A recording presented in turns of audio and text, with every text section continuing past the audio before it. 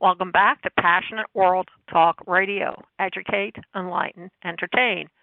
And this morning on Cool Your Heels with Lillian, our special guest is Shannon Hall, who is going to talk to us about suicide in veterans and suicide among the general public. So good morning, Shannon. Good morning. And thank you for having me. Oh, my pleasure. There's been a lot of talk and a lot in the newspaper about suicide and suicide prevention among teens, among young adults, among young children now, I understand, as young as 8 and 9 years old. And I believe that you can't talk about a subject like this too often. I think people need to be reminded that mental health is a crisis these days, and that there's no guarantee that just because you're a happy-go-lucky person, you may not contemplate suicide for various and sundry reasons along the way. That you are just absolutely right, and suicide is a topic that I think we don't talk about enough, and I think that the way to save lives is by talking about suicide. It's still a topic I think that people talk about in whispers, and one of the things that we do when we go out and do suicide prevention training is teaching people how to have conversations about suicide. And one of the things that we tell people is if you suspect that somebody might be thinking about suicide, if you have that gut feeling, you should ask them directly, are you thinking about taking your life? Are you thinking about suicide? And use that word, because if you can't ask them directly about it, then they're going to think you're not ready to have that conversation with them. So we really are trying to make people understand that it's okay to ask directly. You're not going to put that idea in their head. If you have that gut feeling that something's wrong, chances are good that that idea is already in their head. So talking can save lives, and we need to do as much talking as we can. And you're right about somebody might seem very happy-go-lucky on the outside and really be struggling with some serious issues on the inside. And, of course, it's very difficult to judge, for example, how a child in elementary school can feel about things. And yet we know from social media and other sources, parents basically, that kids are very attuned to social media. Whether you like it or not, it's there to stay. And even though your child may not be on Facebook or Twitter yet, some of his classmates may. And they may post things and say things about your child that your child is struggling to understand, because it's a lot more difficult for a kid under 10 to tell his mother and father that there's something wrong. Yeah, and I think that's where as parents we've really got to do our due diligence and stay engaged with our children and what they're hearing and seeing and what kinds of things they're viewing, and checking their phones and checking their social media if they have it, and just checking in with them and having conversations with them to see how they're doing, because they are connected. The thing about kids nowadays is they're connected 24 hours a day. When we were kids, and maybe we had a bully or somebody who was giving us a hard time at school, that ended when the school day ended. You got to go home and you had a buffer from it. But nowadays, with social media and all of those types of things, it doesn't go away when you get home. You're still connected to it because it can go on the internet. So our kids are dealing with things that we never had to deal with, and not letting your kids go in their bedroom and close themselves off and be connected to this device all the time where they're experiencing all these things is really important, because like I said, they're connected 24 hours a day to the things that people might be saying to them. So we really got to try to work to help them learn how to disengage from that social media and step away from it some. So there's certain rules that ought to be implemented and discussed with the kid. I have a 6-year-old grandson, And the only time he's allowed to use a tablet is to listen to soothing music to help him go to sleep at night or play some games. But even that, there's a limit. He's only allowed on it no longer than an hour, period. And that's for the whole day. And I know that when TV first was introduced, yes, I'm that old. When TV was first introduced, my parents set a limit of 1 hour of viewing for the week. And they didn't care how that hour accumulated, but after that hour was used, I didn't have another time until the next week. Yeah. And that kept me and my brother, more or less, on a straight road. We didn't have Cartoon Network in the morning. You watched Walt Disney's nature stuff. So I can answer any question about any animal you ever wanted to know. But don't ask me what kind of cartoons are the characters for them, because I really couldn't tell. No, I know about Teen Titan because my 6-year-old loves them. But outside of that, a blank. However, the thing is that you have to remember that you're the parent. Right. Yeah, and it's hard. It's hard to not give in to letting them be on the TV or be on their devices.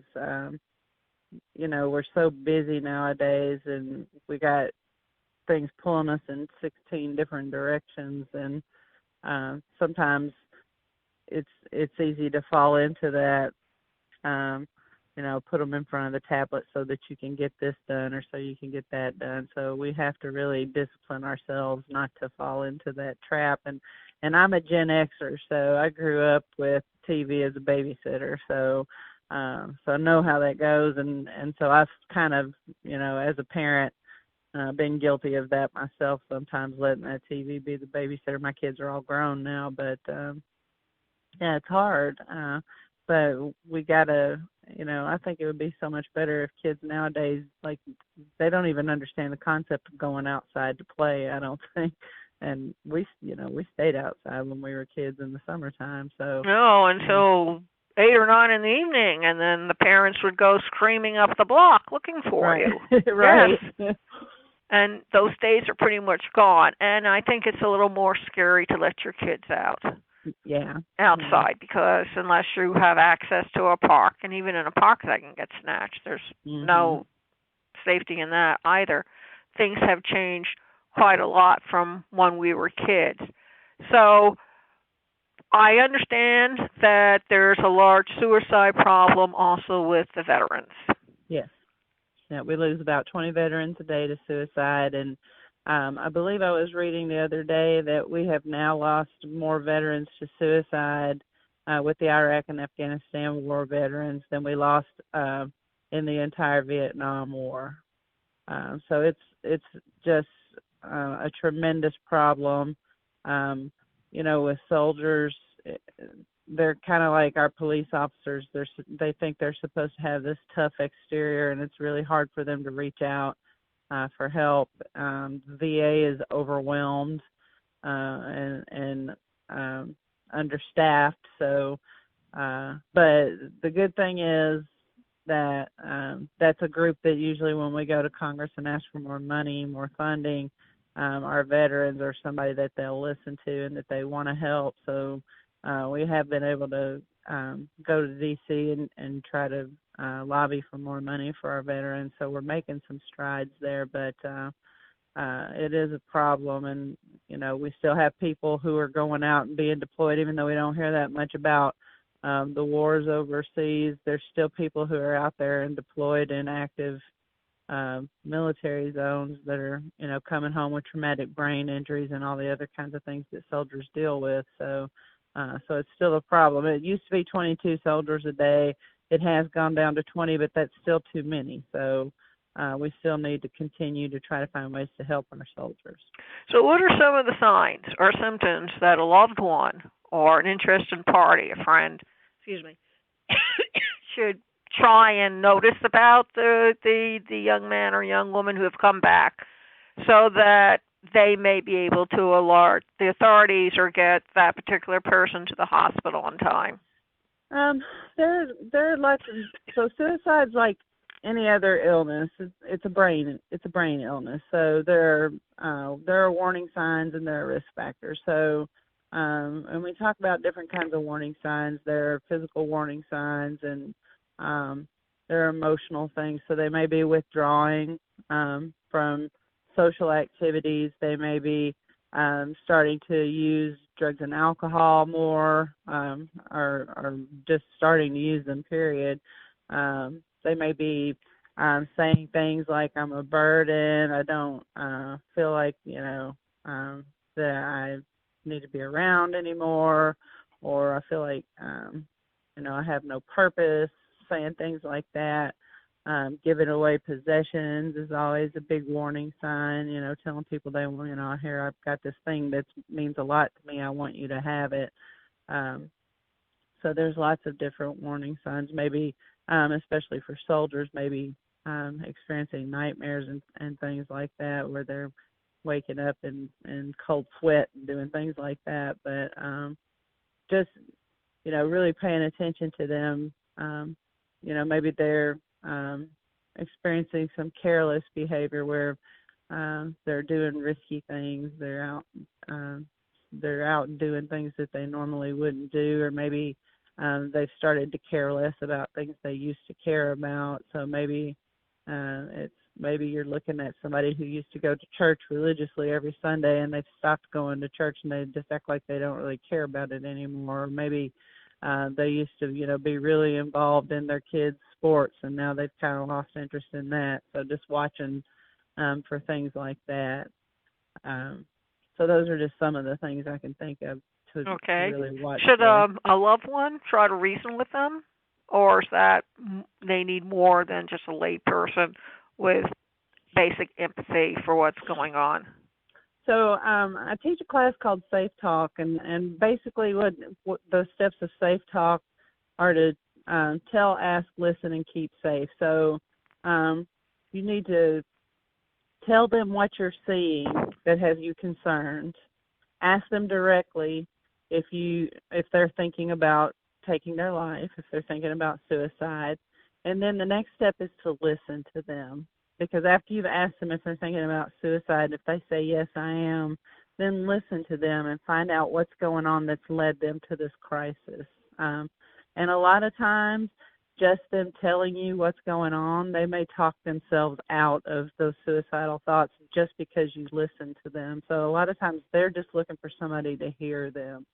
And then once you've listened to them, the last step is to keep them safe. So making a connection between them and someone who can keep them safe. It's not your job to keep them safe. That's not your role. You need to connect them with someone who can. So maybe sitting down with them and having them call the Suicide Prevention Lifeline, which is 1-800-273-TALK, or maybe helping them call a counselor, or helping them call their pastor, or whoever it is that they would turn to for help. You're making that connection between them and that person. So your role doesn't have to be the person who fixes their problem. It's not your role to fix their problem.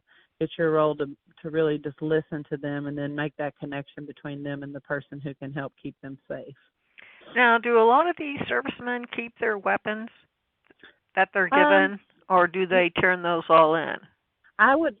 Their service weapons they would turn in when they leave the service. So, but I would imagine that a lot of military men probably have personal firearms. So one of the things that we would really strongly suggest is if you have someone who's thinking about suicide, is to try to restrict their access to lethal means. So if you know that they do have a firearm, trying to get them to let somebody else hold on to that firearm until they're through their suicidal crisis, or maybe storing the weapon and the ammunition in different places. And it would be the same thing with any other lethal means. If they're talking about maybe they have a plan to do it with pills, taking those pills out of the house. But I would imagine that a lot of service members are probably going to be firearms owners. So we would want to, if we know they're having thoughts of suicide, we would want to try to talk them into getting that weapon out of the house until they feel better. Yeah, I've often wondered, because I know that if they have access to that, it probably for them is a pretty easy thing for them to just go pick it up and do it because Right. they were trained to do that. Right. And unless they're deconditioned to not think that way, I really feel that it's an easy step for them to take. And we know that suicide attempts with firearms are almost always going to be lethal. So we really want to try to get those away from them. Is there more of a suicide rate with male veterans as compared to female veterans, or is it pretty much equal across the board? So what we know is that women attempt suicide more often, but men complete suicide more often, and that's because men usually use more lethal means. So men are more likely to use a firearm. So men complete 3 times as often as women, but women attempt 4 times as often as men. So that's because women tend to use less lethal means like pills or something like that. Interesting. Has anybody done among the veterans a group type of dying or group type of killing each other and then the last one blows his brains out or something, or is it more on a lone type deal? Yeah, as far as I know, there's not been any mass suicides that I've heard of. Okay, I was just curious. Now, when these guys are discharged, are they already thinking about committing suicide, or is it something that comes on them because their PTSD or the fact that they're having trouble fitting back in? I mean, what are some of the factors that can lead a veteran to want to take his life? I think it's going to depend on the person, the experiences they had while they were, in the active war zone. It's going to depend on whether or not they've experienced a traumatic brain injury. It's going to depend on how well they readjust when they come back home. I can imagine that it's very hard for a veteran to come back home and readjust into, quote unquote, normal life, because when they come back home to their family and loved ones, nobody really understands what they went through while they were in the war zone. So they don't really have anybody to talk to who kind of understands where they've been, unless they're still, active duty and on a base or something where they have other soldiers around. But that's got to be a hard adjustment for them. So, but I know that traumatic brain injuries are really a big risk factor for suicide. And something else I would like to go back to and talk about. You said that you said they commit suicide. So one of the things that this is just an educational moment in the suicide prevention community that we're trying to do to try to erase some of the stigma that goes along with suicide is stepping away from saying committed suicide. We try to say things like they took their life or they died by suicide, because committed suicide kind of goes back to when suicide was against the law in many states, and they could take your property after you died and things like that. So, you commit a sin or you commit a crime, you don't commit suicide, because that implies that that person has done something wrong. And see, that's society. Yeah. That's how society interprets it. Yeah. Right. They have this on society mental health, in which stigmas are attributed because of certain phrases. Right. So, you'll hear people say that somebody who died by suicide was a coward or they were selfish. And what we know about people who die by suicide is that they are not thinking clearly when they die by suicide. And we know this from people who have lived experience, who've attempted and survived, that you get almost like this tunnel vision where you get into this frame of mind where the only thing you can think about is this unbearable pain you're in, and you get focused on this one solution, which is to die, because you don't know what else to do to get out of this painful situation that you find yourself in. You don't have the capacity to think about the consequences of what you're going to do. You just know that you have all this pain and you want to stop it. And what I've heard lots of survivors say is that it's kind of like being in a burning building, and your only choice is to either jump out the window or burn up.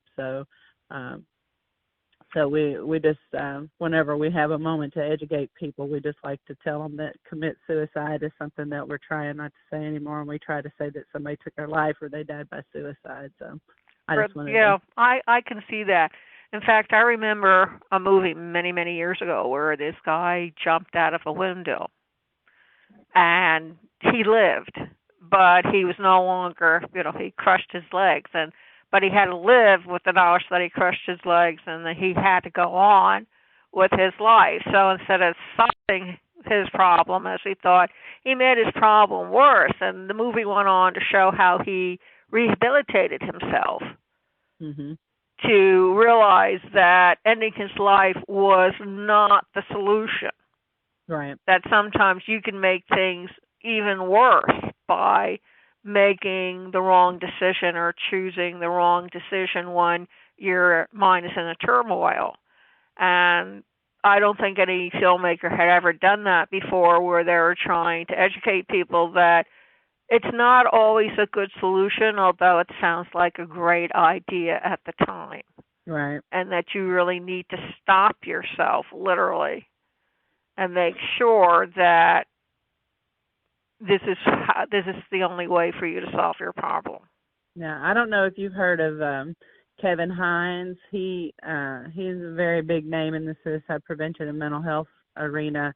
He jumped off of the Golden Gate Bridge, and obviously he survived. But he goes around and speaks all over the world about his experience. And one of the things that he says is that the moment his hands left that rail, he had instant regret. Like he instantly knew that he didn't want to die, and thankfully he survived. But his story is so powerful, and if you ever have a chance to hear him speak or to read his book, I mean, it's just such a powerful story about what goes through the mind of somebody who's in a suicidal crisis and what they're thinking. Especially when you hit that water, because the water's not soft. Yeah. It's like cement here. Yeah, it and broke people his back. don't realize that. Mhm. He broke his back. It was awful, but it gave me some solace hearing his story. Well, sort of, but I lost my brother in 2012 to suicide, and that's one of the things that kind of tormented me, was wondering, what his last thoughts were before he died, if he regretted it or if he even had time to think about it. So, hearing Kevin talk about his story kind of helped me put some of that to rest. But I think that if people really knew the truth about what it takes to put your life at an end, they would not contemplate doing it in the first place. Yeah. They say, so people who are suicidal are kind of ambivalent, like part of them wants to live and part of them wants to die, but some tipping point has been reached where they decide that it's time for them to take their life. So that's why we say that talking to them is so important, because if you can talk them through that, suicidal crisis is usually very short-lived. If you can talk to them and get them through that crisis, you can literally save their life. And a lot of times, like Kevin Hines talks about that day that he was on the bridge, he was kind of bargaining with God and said, if one person will stop and ask me if I'm okay, I won't jump off the bridge. And the only person that spoke to him that morning was one woman who asked him to take her picture. And that was it. And he decided that was the point where he was going to jump. So a lot of times people are just waiting for one person to ask them if they're okay, or one person to, reach out a hand to them. So that's why when you think something's wrong with somebody, when you just have that feeling in your gut, you should really go with it. And you should assume that you're the only person who's going to reach out to them, because I think a lot of times we kind of feel like, oh, Susie, something's going on with Susie. I think there's something wrong. But we say, somebody else will deal with it. I'm like, I have too many problems. I got too much going on. I don't have time to, deal with it. Somebody else will. And then, Susie goes on and does something. So we really need to, when we have that feeling, just have a conversation. It might not even be a very long conversation, but just talking to that person might get them through that moment of crisis and save their life. Do you have anything else that you would like to leave people with a final thought? I think, I think that people need to know that suicide prevention is kind of everybody's business, that anybody can do it. You don't have to have a mental health background. You don't have to be a therapist. Anybody can talk somebody through a suicidal crisis.